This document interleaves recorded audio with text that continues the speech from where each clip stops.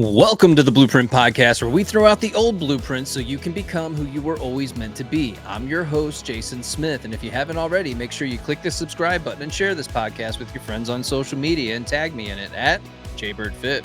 Today, I have a very special guest for you, Britt Frank.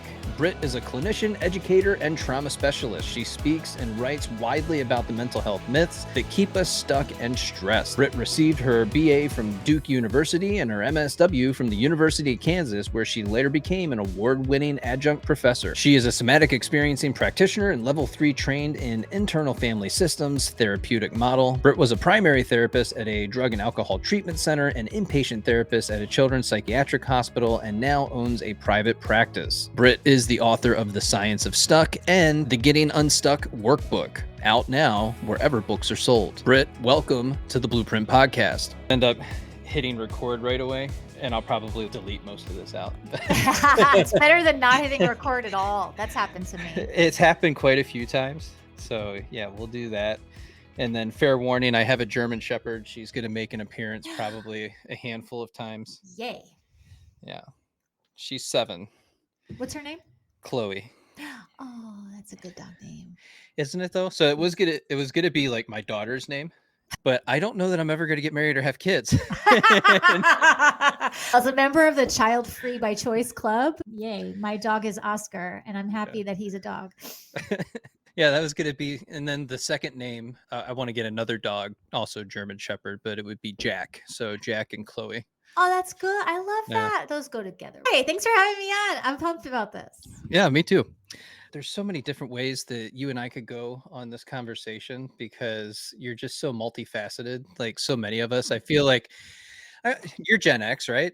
Yeah, technically by a hair, but yes. I feel like that's so like just a representation of the whole of Gen X is that we're multi-passionate. We can do all these different things. We have done all these different things in our lifetime.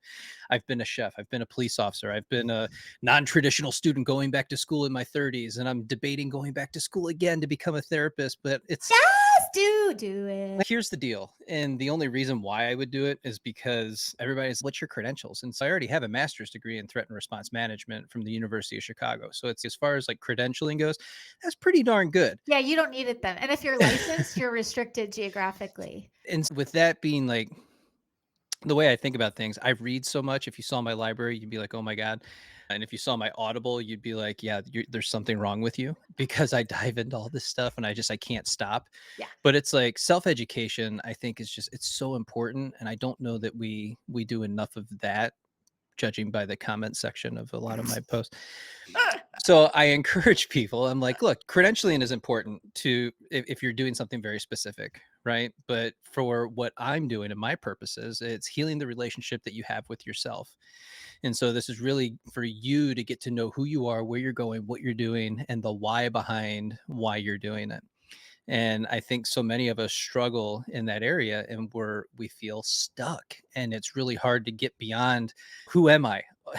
We don't often get past that question. And so before we get too deep into this, I want you to tell everybody who you are, who you help. Who are any of us? Who I know. Who are you? Yeah, but so your story, it's so interesting to me because once again, it's a story of hope. It's a Rocky story. It's the hero's journey. I've done all these other things, and then I did all this other amazing stuff on the back end of this, and it's nonstop. It's still growing. So share that with us if you would. Yeah. Hi, I'm Britt Frank, and I'm a licensed neuropsychotherapist and a trauma specialist and the author of The Science of Stuck and now the Getting Unstuck Workbook.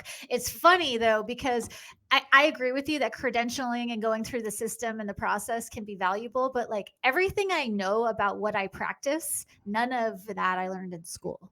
None, zero, like a total of zero I learned in graduate school of what I now know and do. So front facing, I'm trained in somatic experiencing, which is a la-di-la way of saying you have a body and a brain and it does things. I'm trained in internal family systems, which is we all have multiple personalities. It's not a disorder. It's just how human minds are wired. And I'm also a recovering hot mess disaster of a human turned therapist. So yay, Gen X, we can do all the things. So when you say that you were a hot mess, what do you mean by that? Yeah. So quantifiably, my hot mess looked like addicted to crystal meth, eating disorders, addicted to pills, opiates, really toxic relationships, just a whole bunch of shenanigans and chaos. I thought I was crazy. There's no such thing as crazy. Sidebar, don't DM me. Insanity is not a real thing. That's a legal term. Having a mental illness doesn't make you crazy. It means your brain needs other things. Okay, great. Like needing glasses doesn't make you insane. Needing psych meds doesn't either. That's my disclaimer there. But yeah, I just really didn't know how to human. I felt like I got sent out from the human factory with a bunch of parts and pieces missing. Oh And man. so I Yeah. didn't become a therapist out of this great love for humanity and desire to help people. That's awesome I'm not that altruistic. It was more like I was so fascinated by the things that I was learning. I became obsessive and obnoxious about all I want to do is read about, talk about, be about this stuff. And so I did a mid-30s pivot and went back to graduate school and got licensed and trained up, and here we are. You are a neuropsychotherapist. What is that and what do they do? Yeah. So here's a piece of horrifying true information.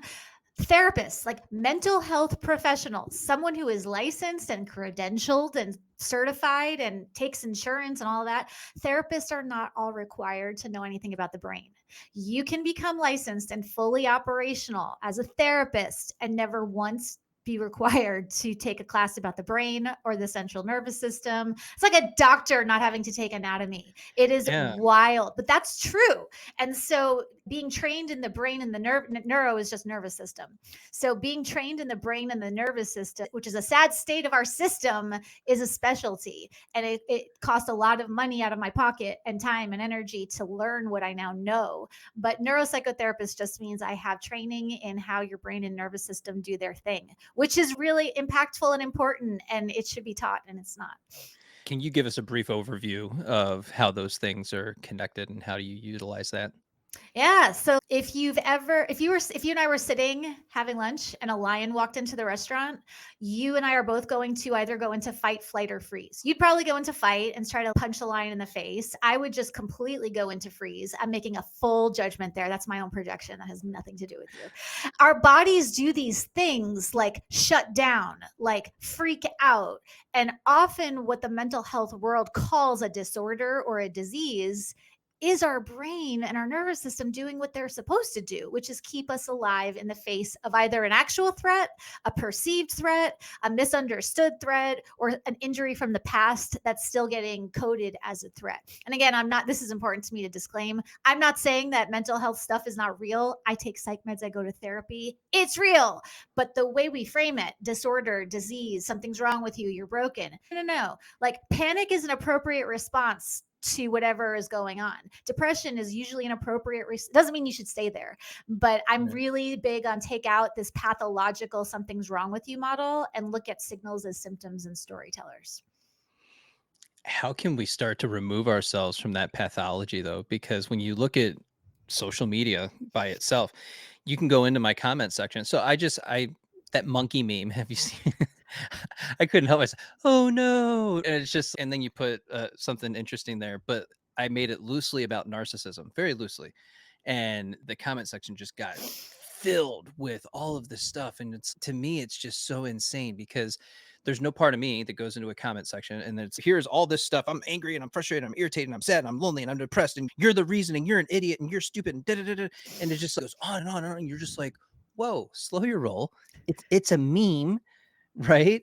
But you're obviously looking at it through a very different lens. And so I've had to step back, zoom out, and really look at those comments. And then you go to their profiles and you can see some of the circumstances and issues and problems and other things that they have going on in their life. And so then there's compassion and empathy and all these other things that are going there. But how could we begin to navigate people away from the weaponization of therapy speak, not only against other people, but against themselves?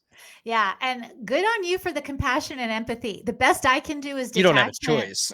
But taking this brokenness pathology thing off the table doesn't mean all behavior is okay. Like someone raging in the comments section, I imagine has a lot of pain and perhaps trauma, and I have empathy for that, but I have no tolerance for like all feelings are valid, all expressions of your feelings are not. That's a Yeah. thing. So the weaponization of therapy speak, my solution to that, and I say this as a licensed clinician, is I don't use it. Like I Yeah. don't use the word trauma. I call it brain indigestion because that's what it is. So instead of using these, is he a narcissist? Is she a sociopath?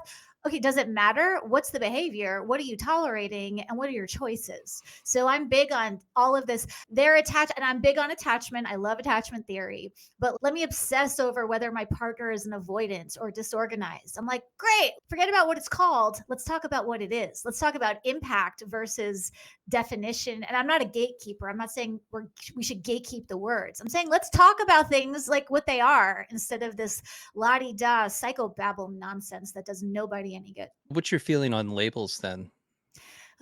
Okay. So for me, when I got my labels initially, it was such a relief to know this was a thing and It's helpful. it's helpful to Yeah. have the label, the diagnosis as a starting place. Yeah. But a diagnosis and a label should be origin point, launch pad, not final destination. I agree. It's one of those things. And when I work with people, I tell them it's you use the label and I'm anxious, right? I'm an anxious attacher. And it's that's great. That's fine. That tells you a lot about you and how you navigate the world and the lens through which you see it and how you enter into relationships and how you navigate relationships. That's great information for you. Now, what are you going to do with that? Because you can use this as a superpower to begin to recognize what you're capable of in the context of a relationship. You have a lot of empathy, you have a lot of love, there's a lot of care that goes into these relationships. But then you have to also recognize the behavior of the other person and the reaction of the other person and what's going on in the context of that relationship. And are these things helpful in the moment? Am I pushing the other person away because I'm being a little too much in the moment trying to get my needs met by this other person when maybe I should have taken some time to zoom out, right? Step back, reflect a moment, and can I meet something for myself in this moment? And that's where the understanding of your attachment style becomes that superpower because you begin to recognize that I'm actually in more control of my body and my nervous system than I give my own self credit for. It's so true. And even am I pushing them away? I've seen, and again, all of the information, there's a place for almost everything. Mhm. But am I pushing them away is an interesting question. I would think a better question would be, are you showing up the way you want? Are you showing up in a way that's aligned with how you want to be and who you can be? And taking that control and that power back inward rather than if I say the perfect attachment languaged things, I can guarantee an outcome with this other person. Right. And again, that takes your power and completely outsources it to another person, which is a really bad place to put it. I know I have tried. I have put my power in people, places, things, chemicals, like all of it. Doesn't work. But it's really confronting when it's, yeah, but we can take our focus off of them and then it's on us. And I don't know about you, but I was really not about looking at my own stuff for a really long time because it was No, painful and gross and ick. it didn't exist. It's everybody else's problem. Right. You're the one that's messed up. You need to go to therapy. You need to do the work. Yeah. It's not me. What's I'm going on fine. here? Yeah, Mm-hmm. this is strange. Get away from me. Ew. How can we begin to take our power back then? Ugh. What does that look like? Yeah, and so this goes back to your question of like, how do we start to go away from the you're broken, you're pathologized, you have a disorder? Start with we're all so quick to be like, what's wrong with me? What's wrong with me that I'm panicking? What's wrong with me that I'm attaching this way? What's wrong? Let's start with assume that your brain is smarter than you are because if you're alive, it means your brain has done its job and it has done it very well. So let's start with assume your brain is not stupid. And I'm not talking about I'm talking about your brain's survival functions. Our brains are designed for survival, not success. They're designed to keep us alive, not in love. So we got to work with how the system is designed. Start with my brain is on my side, my brain is on my side. Because all of our language, I battle depression, panic attacks, I'm fighting with this part of me that wants to go do bad things. The the enemy is not inside our own minds. If we treat our own brains like we're at war, our brains are very literal. If I tell my brain, oh, I just need to get rid of this inner critic and banish them, that's going to create some very real chemicals in your body that you do not want. Start with the assumption your brain is on your side. What are your choices? That is a much better place to go than why is this happening? Why am I broken? Or even the why do they do that? I get a lot of why did they do that? Okay, I can answer that. I am trained to answer that question. So why But do like, they do that? does it matter? What does that change? If Nothing. it doesn't change that when I used to Yeah. work with children, I had a play therapy practice way back. And when a kid would say to me, "Why did my mom die?" They're not asking me to explain during their long and chronic battle with cancer, they stopped responding to keep, they don't care when they say, why do they do that? What they mean is, I don't like that happened. And so when someone is saying, why is my partner doing this? Why is so and so doing this? Change that why to an I feel statement. I don't like that this is happening. And then what are my choices? Eek. Ooh, that's good. Yeah. Sorry. Yeah. No, that's really good. So to ask yourself that question as a follow-up, I like that. Interesting. Yeah, that's one of the things I think that keeps people really stuck is the why question. Like, I need to understand why, and then it will change. When I was neck deep in my own BS, I could tell you why. There came a point where I learned enough about my own crap to tell you this is why this happened, and this is why that happened. And here I am with like a broken light bulb and a straw sucking meth smoke out of it. It's like the why is great, but why is not a starting gate question. If we were talking like running a marathon, why is like a mile 9 question, not a get out of the starting gate and get yourself running question. We'll answer the why question later, but often by the time you're ready for the why, you don't need it anymore. It doesn't matter. Yeah, this next part is going to feed the anxious attachers. So this is a common question. What is the avoidant thinking? And how can I get them to do what I want them to do, which is come back into relationship with me? Why does the anxious attacher always in that place of trying to figure out the other person and their experience? So I'll answer it, but I'm going to be bitchy first. And I'll Yeah, say, it's fine. I would say, it sounds like you're trying to control another person. And it sounds like you believe that if you do X, Y, and Z, that you can make them attached to you in a way. Sounds like there are parts of you that are in a lot of pain. And it sounds like there are parts of you that once upon a time, this was a thing. And it was very bad for you when it happens. Maybe we can talk about that. It goes back to that early part of childhood where they're trying to get their needs met from their caregiver, and then they become an adult and they don't recognize that scenario, that pattern is actually what's playing out in this moment. When you try to have that conversation with them, especially from a coaching perspective, it's really hard to get there sometimes because they're so used to, if they wanted to they would, they should be doing this for me, they should Ugh. be meeting my needs, like why is this not happening right now? I have a great example for that because after many very bad relationships, I am married now to a relatively as healthy as humans can get. No one's perfect, but I am a mess. Like, I'm not dirty, but I'm messy and I leave stuff out. He's former military and he is very incredibly clean. I could go to, if he loved me, he wouldn't care that my like front door looks like a logistics center with all the Amazon packages and all the crap that I order.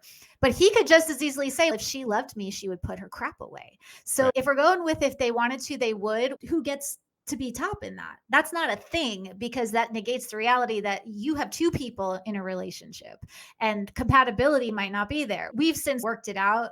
I try a little and he tries to care less. But if they wanted to, they would. If you wanted to, you would. So Right. how does that work? It's too simple. Humans are way too complex for that. But yeah, how do I get the person to love me in the way that I want? The answer is you can't. Yeah, I can give you little tricks and tips and communication hacks or how to say the perfect thing to someone who's avoidant, but you can't control other people.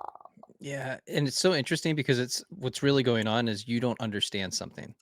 And so you're answering your own question by saying, you know what, if they wanted to, they would. But what you're recognizing is there's actually behaviors, there's an incompatibility, there's other issues that are going on in the background that aren't being addressed, or you don't know how to look at them, or you don't know that they exist because you're just currently blinded by the scenario. So you can't get there. And if you're not journaling, if you're not diving in or doing any of the parts work or any of this other stuff, then you're not going to be tied into that. And you get to this place, you're going to make a TikTok and be angry about they if they wanted to, they would. The problem with relationships is that our brains are really not wired for modern dating. Like, our brains are not equipped to handle all of the choices and all of the information and everything. And so what happens in modern dating is we all become little drug addicts. And I'm not saying that glibly. I am a former chemical and person shaped drug user and eating disorders, all of them. I'm not minimizing it. I am saying that modern dating turns you into a little bit of a love seeking junkie on these constant cycles of craving, use, withdraw. When you're swiping, you're constantly on a cycle of craving, use, withdraw. Now, as an actual drug addict, it would take me at least a few hours between I want to pick up, I'm getting my thing, I'm using my thing, and now I feel like crap because I'm withdrawing. But when we're swiping it on the apps, we're going through these addiction cycles at warp speed. And I have a lot of compassion. At least there was a degree to which when I was using drugs, I knew drugs were bad. It's not like that was confusing to me. I'm not saying it's a choice. I'm saying it's not confusing. Like meth, bad, duh. But on dating apps, you don't know that there are physiological, neurochemical things at play that are causing a lot of these behaviors. And if you don't know that you're on this addiction cycle, how are you going to expect yourself to have any type of successful outcome? So I do have a lot of compassion for the dilemma. That's the gamification of it all. You hop on the app and it's popped in your quarter, you pulled the thing, and now let's see what happens. But at the same time, we're also addicted to the newness of relationships. And then there's so much variety out there for us that I can constantly be in the new. And that feels really good to me. And it feels good to my nervous system because I'm getting all this new stuff. I'm getting this attention. This feels really awesome. And then 3, 6, 9 months later, that's worn off. And you're like, happened? I don't understand. I'm no longer interested in this actually. It's wild. I have a whole thing on like, here's what happens to your brain when you are dating. Like your amygdala turns off essentially, which is why that's the fear response. That's the maybe don't date that person for the 20th time little messenger in your brain. That part just conks out and goes to sleep. And then your serotonin drops, which then makes your anxiety spike. But then you have dopamine and all these other chemicals having a spring break party in your brain, which then kicks you into withdrawal. And then when relationships steady out and become, quote, normal, and your brain chemistry starts to right itself, it's not that you're bored with the person, it's that you're in drug withdrawal and you don't know it. Ooh.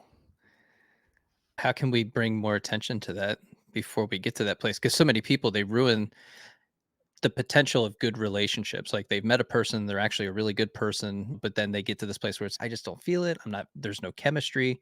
How can we begin to navigate that or identify it?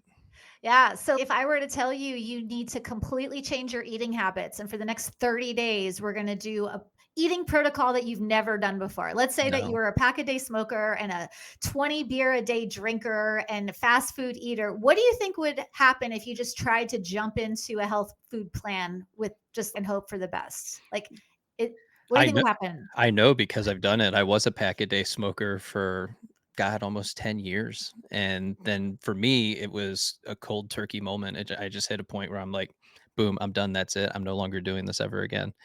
And I think I faltered 2 more times after that, and now it's been well over a decade since. So yeah, but no, there's a lot of rejection, there's a lot of resistance, and then, of course, that withdrawal process, it was a year and a half before your brain shuts off and no longer says, "Hey, I'm stressed, I need a cigarette." It's wild, but that you need to plan for it. When we're Yeah. talking about relationships and dating, you need a plan for the first 2 weeks of chemical cocktail party brain chemistry. You're going to need a plan for that 90-day mark when things are settling down and then you get bored. And then you're going to need a plan for if it doesn't work out, how to support yourself through the detox process. Like you need to be real as strategic with dating as we are with businesses. Like nobody would build a building without a blueprint. No one would launch a business without a business plan. We actually need to do the same because our brains are on our side, but our brain's agenda is going to be very different than my logical, I would like to be in a healthy, intimate relationship agenda. And it's not that they're fighting each other, it's just that they have different goals. So, in order to bring everything into alignment, we need to come up with a plan because you're not going to think your way through it. You cannot outthink your chemistry. That is not a thing.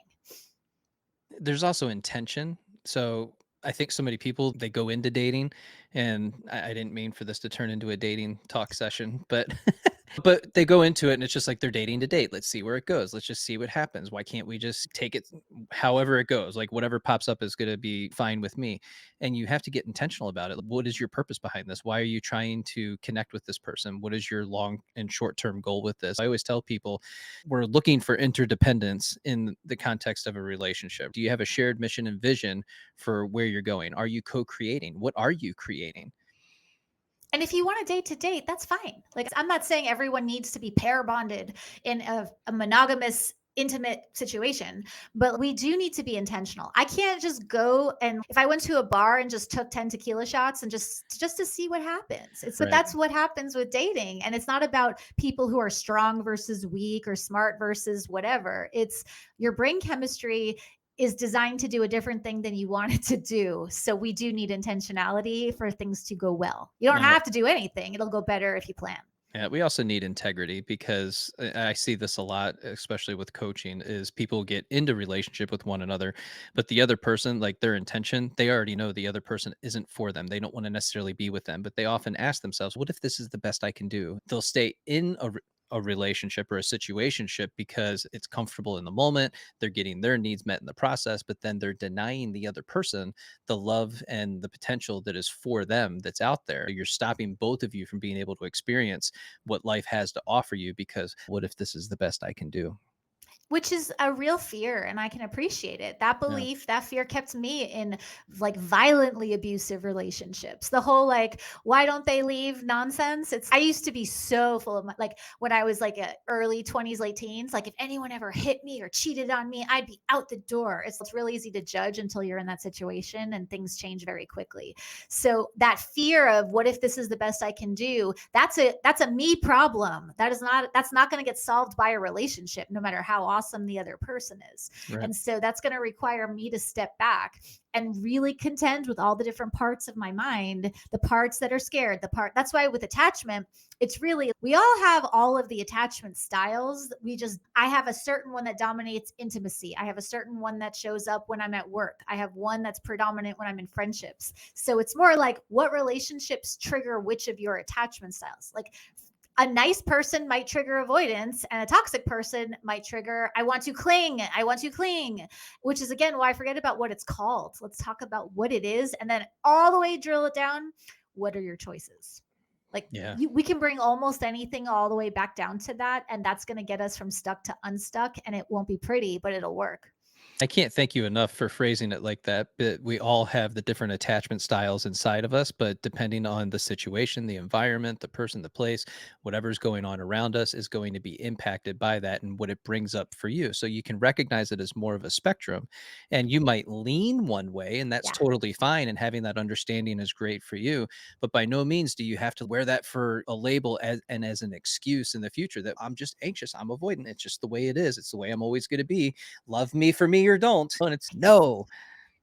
That's the same thing with diagnosis, right? Like understanding your attachment patterns is not your be all end game, we're done. That's your starting place. And then knowing how you skew, what are your choices? What are you going to do about it? What are you willing to say yes to? That's a big, why do they do that? What are you willing to tolerate? What are you willing to say yes to? What are you unwilling to say yes to? That's going to create forward motion. That's going to create mobility. But it's also really terrifying because having my own power now, I wouldn't trade for anything. But back then, somebody take it from me. Please, somebody tell me who I am and what to think and what to wear and how to do and be, because I didn't want to do it. Constructing a personality is tough.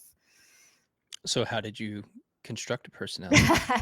I had to do a very dramatic burn it all to the ground and lose everything and flee the scene with nothing but the clothes in my car and I like love all it. of that is so ugh. I had to really be willing to start with nothing, to take Yeah. everything, lose it, and start with something as simple as what do I feel like eating today? Like in the post meth recovery, like I would go days without eating. And I remember a sponsor would be like, you have to start with choices that are not going to cost you anything. Do you want to turn left or right when you get to that corner? Do you really want to be wearing that? Why'd you put those clothes on this morning? When I used to work in inpatient drug rehab, that's what we start with. Your brain can't start with trauma and childhood and mother wound and father wound and attachment. Let's start with, did you make a decision about what to wear and eat today and which road to take to get to work? Or were you just on autopilot? Because autopilot will keep you in default mode. We have to break autopilot, and doing anything differently gets that job done. You're reminding me of so many different things that have happened in my own life. You have 2 different books now. You've got The Science of Stuck, and what's the name of your newest book? The new The one that just workbook? came out, the Getting Unstuck workbook. What was the catalyst behind The Science of Stuck? What made you wanna write that? So the Science is Stuck is my love letter to all of the teachers and modalities and philosophers and people that inspired me, because I found when I was in my like tornado vortex, I didn't have the bandwidth to sit there and dig through the mountain of books. I'm like, can someone please just cherry pick bottom, like I just want to know basics about attachment. I just want to know bottom line about boundaries. I don't want to know, I don't want to read through 90 pages of fluff to get the one thing I need. So the Science of Stuck takes these main categories: intimacy, boundaries, anxiety, stress, family, and just gives you just the nuggets that you need. It was the book I needed when I started my journey. And so it was really fun to write the book for the younger me that she would have really needed to use. And of course, I snuck a few of my own theories in there. But largely, the Science of Stuck is like, all right, polyvagal theory, you want to talk nervous system? Let's take it out of the academic rafters and talk about what we're talking about, and making it really simple to understand. The workbook is like, for some people, even reading a bottom line, here are the nuggets book is too much of a lift. And so the workbook I wrote, when you're just like, I need things to do right now. It's not intended to be therapy. It's not intended to solve all of the problems of the world. But if you're like, I need to do something or I'm going to crawl out of my skin, the workbook is the solution for that. How did you come to structure the workbook the way that you did? I think it's brilliant. I love the way that you did it. Thank you. Okay, I would get really pissy doing workbooks. I would get so bitchy. I don't want to read it. Or when they're like, make sure you have 15 minutes and clear a quiet space and make sure you do these exercises in order. Right. Like, I would go into a rage response. I'm like, I don't want to do that. I don't learn that way. I don't want to do all your stupid. I mean, talk about regression to an inner child state. So I'm like, all right, if I'm going to do a workbook, I want to know where are the things that speak to my learning style. So when you open the workbook right off the bat is a quiz, and based on, it's like a 10 question easy little thing. Based on that, you find out, are you predominantly like a thinker? Are you a feeler? Are you I want to do the things, or are you a mindfulness person? And then you flip through the book and you look for the little icons that point you towards just those types of things. So you can customize it and not be wading through a bunch of BS trying to find the stuff that you need. So I really wanted to make it like a choose your own adventure. Take this thing and customize it to your exact learning style and then use it as a GPS. I thought that was like, that shouldn't be clever or new, but I hadn't seen it. I hadn't come across it. So again, I wrote the book I needed. No, I love it for the way that my brain works. It works for me. What do you think I am after the quiz? What would you place me as? Keeping in mind I'm projecting because I don't know you. Uh-huh. So if I'm just like, my brain is going through its file, I would say immediately, oh, clearly you're either a thinker or an action person. Think I'm a thinker. You're a thinker. Yeah. Yeah. And it was funny. So I think it was the last question. And it just made me laugh because resolving an argument with a friend, which of these would you like to do with them next? And I was like, None, like none of those things." I'm like, because I'm also more disorganized. So for me, it's we just had an argument. Like I'm out. Yeah. I'll see you like eventually. Like I'll come back. Yeah. So for me, it was I guess we're gonna go for a walk afterwards so that we So you could can. be side by side and Yeah, not have to look at each other. yeah. Yeah. Of the choices that was the choice. I had fun with that. I really did. I wanted to make it like, self help can be a drag. It could Yeah. either be so clinical, it reads like a textbook, or so fluffy. I didn't need to spend the money to just say, to have a workbook tell me take a deep breath. Okay. Not that there's anything wrong with that. There's again, a space at the table for everything. But I really wanted it to be useful right away without you having to dig for what you need. Because life's hard and we don't have a lot of time. There's no time to dig for stuff. No, there's not. And when it comes to just the ability to comprehend a lot of the stuff that gets thrown at us, like we're just inundated with information all the time. Can you hear her? She's quiet. I don't mind hearing a dog ever. Now she's quiet. No, she's No, not. she's about to go on one. You're a thinker. We were talking about Yeah, not so wanting to dig.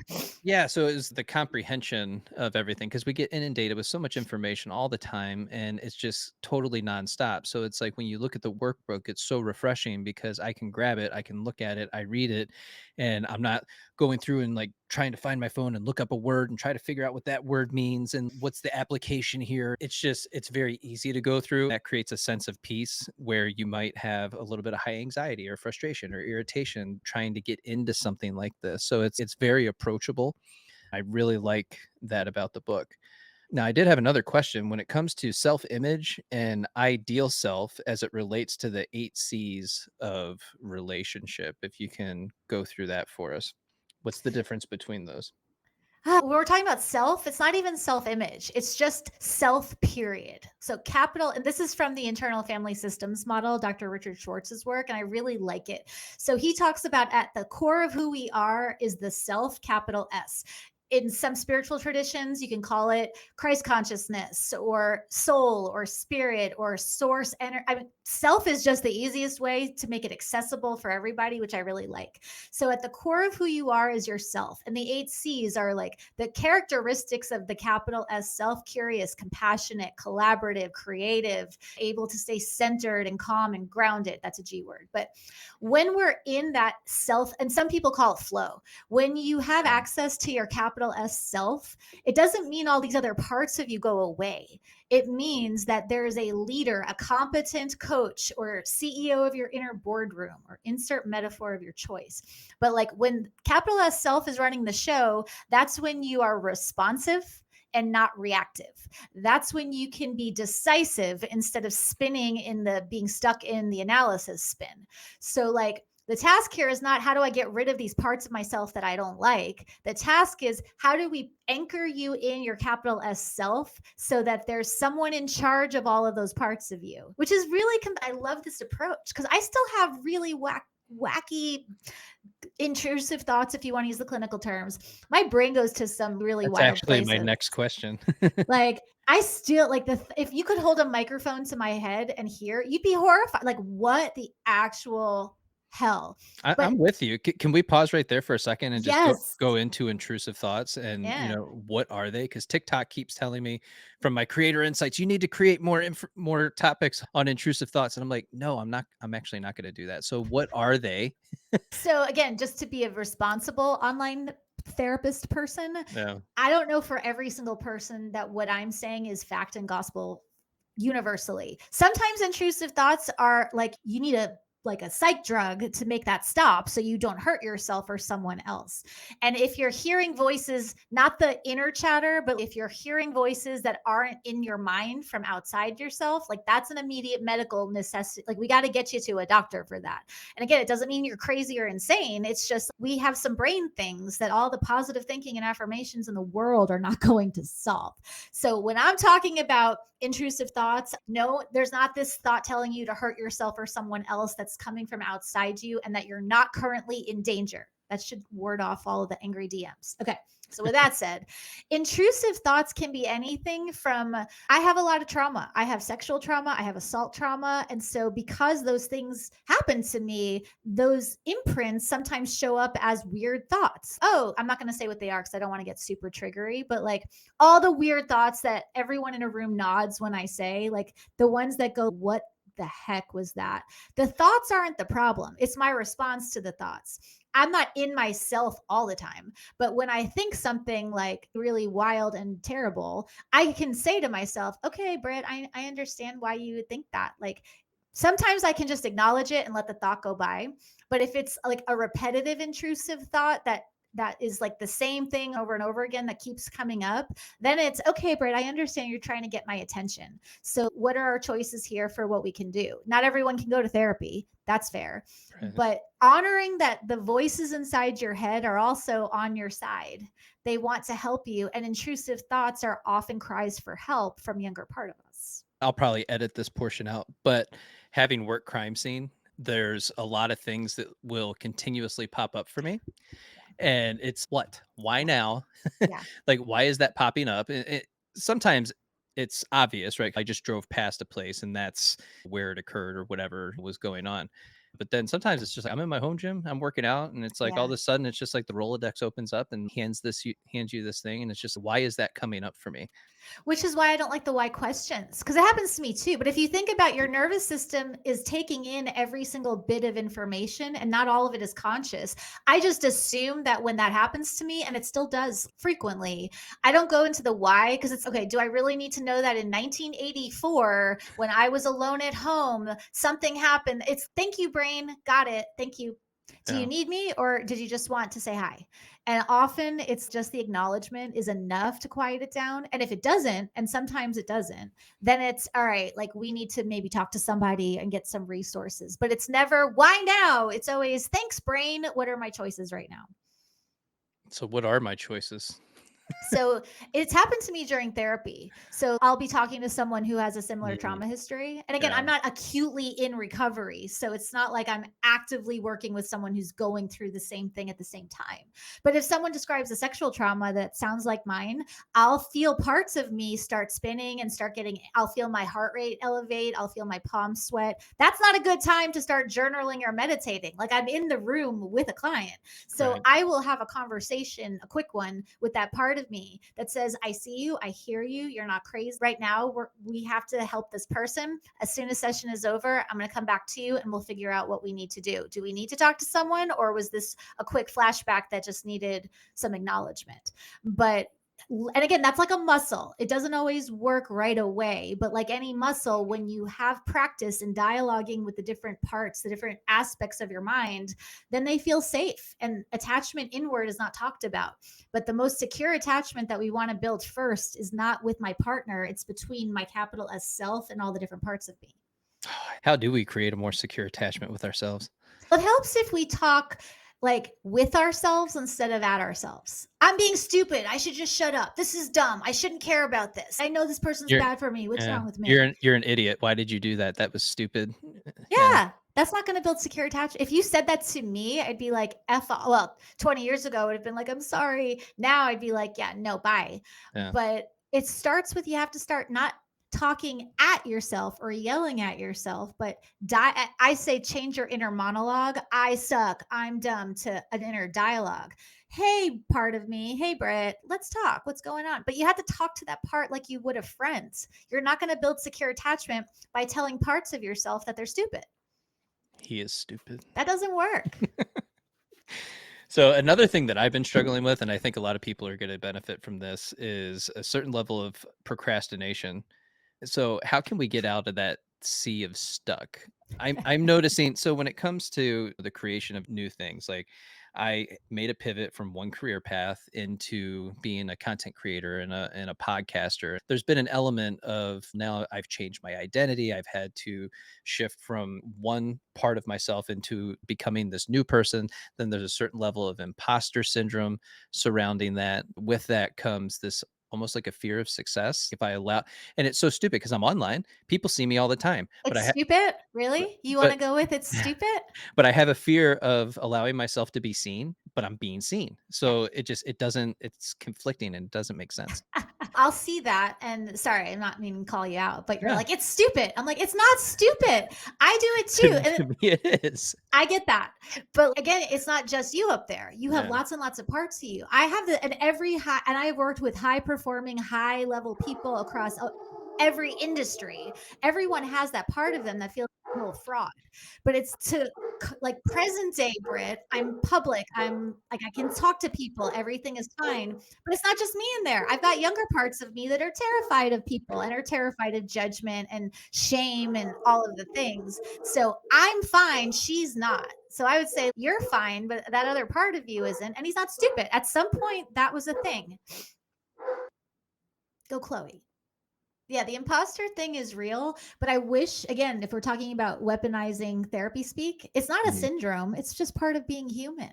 Any type of expansion or growth, like you work out, how do you build muscle? You tear them. Like you can't grow strong unless you rip your muscle fibers. And any type of growth or expansion is going to come with a degree of imposter stuff and fear and congruent, this makes no sense, but like it's there anyway. So instead of beating ourselves up for it, it's not a syndrome, it's human to grow and expand and feel like you don't belong in the room. This is a big part of it, right? So you got to put yourself in the rooms that you think that you don't belong in, but at the same time, you have to hone the skills that'll give you the confidence to do exactly what you're doing. Even though I've never been a content creator before, this is a whole new world to me. It's weird, it's different, it's not police work. There's no real overlapping traits or anything that you would have from that other than being able to talk to people and navigate different situations. But there's just skills that you have to learn along the way. And the more you repeat those skills, the better you get at them. That feeling of being an imposter tends to just go away. It fades away and pretty quickly when you allow yourself to actually dive deep into it and not judge yourself in that process. It's allowing yourself room to grow, Yeah. right? Because I've placed myself in rooms where I'm so uncomfortable, I want to jump out of my skin, but I'm not sitting there being like, I deserve to be here and I'm awesome. It's, Right. I deserve to be here and I have a lot to learn. And these are people I can learn from. And so it's holding both realities of I get to be in this room and where are my growing edges? Where do I need to be challenged? Where do I need to push and lean in and develop myself? I think there's this trend of I don't belong in any rooms to I belong in all the rooms and I don't need to do anything to make myself stronger or healthier or whatever. So it's both hands. It's also falls into the relationships that we have with other people. I encourage people look at who you're spending your time with and then pick better people to spend your time with because a It's lot of so true. yeah, they drag you down to a certain level, but it's an old level of where you've been previously and it because they can only see you as who they see you as, right? So who you are to them. And that can be frustrating because it's you're my best friend. I've known you for 20 years. And why are you treating me this way as I'm trying to do these new things? Why can't you be supportive of this thing that I'm embarking on that's really cool for me and I'm excited about? And I was hoping you could shed some light on why people might do that. Yeah, I'm really glad you brought that up because it was one of the more unpleasant surprises. Like when I was unhealthy and unfit and unwell and just a disaster, I had so many people who wanted to shower me with love and support. When I started getting healthy and successful and getting my life together and really leveling up, I like lost all my friends. I was like, wait, what is this? Like, where did everybody go? And the grieving process is not something people think needs to be part of the Mm, success process. But if you're on an achievement climb to anything and you don't have a grief kit in your back pocket, you're going to be in trouble and you're going to slide back down. Likely, not for everyone. Because being able to grieve the loss of the things that you knew, because not everyone's going to celebrate your success. Misery loves company, but success can be lonely until you find the better people. Like yeah, that gap between these are the people and playgrounds and playmates that I know, and here are my new people that are awesome.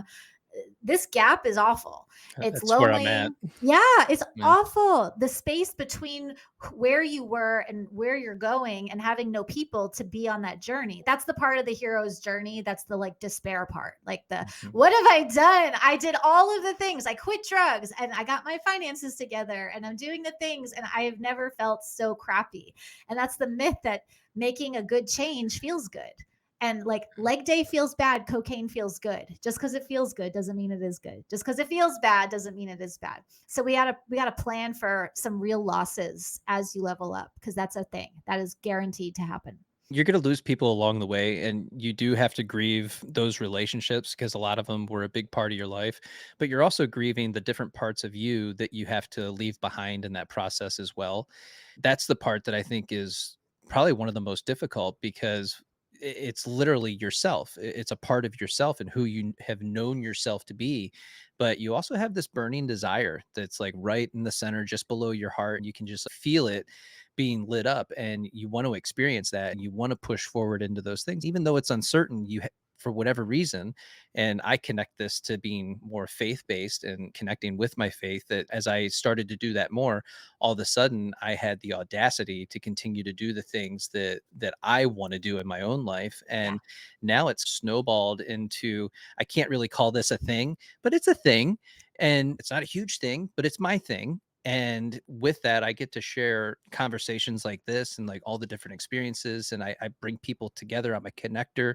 And in that comes this feeling of just of joy. And joy for me has been one of those things that I didn't know how to experience that. I had to figure that out later in life. Getting the dog helped me be able to experience joy because I never had a dog growing up. And if you don't witness joy from other people, you're not going to know what that looks like. So all the accolades I've ever had in my life, to include getting my master's degree, I look back on it and I was just like, it was a thing. I had to do it and I did it. I was always trying to play catch up to the rest of my peers because I felt like I was left behind in some way, shape, or form, like not performing at their level. And so there's all these little things that you like have to just leave behind in that process and then retroactively seek that joy in those past experiences. Say, you know what? No, actually getting my master's degree, that was a really hard thing that I did. And I'm actually really proud that I did that. And it took me a lot of time and there was a lot of hard work that went into that. And I should feel happy that I was able to accomplish that task and do it well. I love that. And what you're saying about leaving parts of yourself behind really makes sense. These identities and all of these things. And again, our brains like familiar. So if you're trying to make a change and it's used to being this way, it's going to resist it. I try to think about the grieving process like I'm instead of leaving the parts behind, what if I can take them with me but just give them a new job assignment? Ooh, So like the part of me that was really good at scoring drugs, like very manipulative, very like lots of not good traits, but those traits actually translate really nice into persistence and resilience. And who do you think you are to pitch someone to be on their podcast? I send my little drug seeker out to send those pitches out because I don't like sending emails out saying, "Hey, I'd be a great podcast guest if let me throw my hat in the ring." But if you can think of your minds, all the parts of it like a company, when things are no longer a fit or work, you don't have to fire anybody or leave them. You just have to reassign them, retrain them, and give them a different job to do. that's so good. It's so funny that you mentioned that because for me, it's the other side of that of, hey, I know I'm nobody, but can you come on my podcast? I have that in reverse. Hey, I know I don't have the followers that you do. Share an hour of your time with me. And we all have it. It's Yeah. always the thing. And once you have the thing, I thought writing a book has been my dream since I was very little. And I was like, that is the be all end all. And then once I did it, then it was, yeah, I'm not so. And I didn't get such and such and did my little stupid. I had to really work with the different parts of myself to be like, if we stay in our lane, we're going to be just fine. But if we start swimming into other people's lanes, then we're screwed. So let's not do that. No, But it's work. I love your books and you're a disruptor. And I have a pattern of bringing on disruptors onto the podcast because we talk about therapy and people have deified their therapist to such a degree that it leaves them feeling more stuck in that process. And then it's a lifetime of therapy. And maybe you don't need that. And maybe there's some other things that you could be doing. And I think that your books really highlight and give people back the power to be able to do those things in their own life, in their own time. And you make it so easy to understand that they can deploy these things in real time in their life. And again, it's just you feel competent and capable and confident in who you are as an individual and that you are an individual and that you can go out into the world and do the things that you truly do want to do. And I think that's something that you give back to people with your books. Thank you. Yeah, finding this whole like parts work stuff, IFS specifically, makes it so, like you said earlier, how do we close the gap between the real and the ideal? It's you don't, you make space for all of it.